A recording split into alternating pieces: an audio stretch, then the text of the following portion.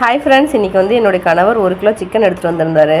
கணவர் வந்து இதில் தேங்காய் போடாமல் ஒரு கிரேவி மாதிரி வச்சு தருவல தேவி, அதே மாதிரி செஞ்சு கொடுன்னு சொன்னார். சரி, அதே செஞ்சு தரலான்னு சொல்லிட்டு ரெடி பண்ணிட்டேன். அதுக்கு சிக்கனை நல்லா கழுவிட்டு அதில் தேவையான அளவுக்கு உப்பு, மஞ்சத்தூள், மிளகாத்தூள், உப்பு, தயிர், இஞ்சி பூண்டு பேஸ்ட் இதெல்லாம் நல்லா போட்டு கலந்து ஒரு அரை மணி நேரம் போல் நல்லா ஊற வச்சிடலாம். அதுக்கப்புறம் ஒரு குக்கர் எடுத்துகிட்டு தேவையான அளவுக்கு எண்ணெய், பிரியாணி இலை, பட்டை, லவங்கம், சீரகம், 2 ஏலக்காய், 3 பச்சை மிளகாய் போட்டு நல்லா வதக்கிட்டு அது கூட வந்து கட் பண்ணி எடுத்து வச்ச வெங்காயத்தை சேர்த்துடலாம்.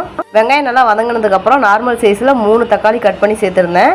தக்காளி வதங்கினதுக்கப்புறம் இஞ்சி பூண்டு பேஸ்ட்டு, கொஞ்சமாக கல் உப்பு, 20 கிராம் அளவுக்கு தனியாத்தூள் இதெல்லாம் நல்லா சேர்த்து பரட்டிட்டு நம்ம ஊற வச்ச சிக்கனும் இதில் சேர்த்து 2 கிண்டிட்டு 3 விசில் வர அளவுக்கு நம்ம இந்த குக்கரை மூடி வச்சிடலாம்.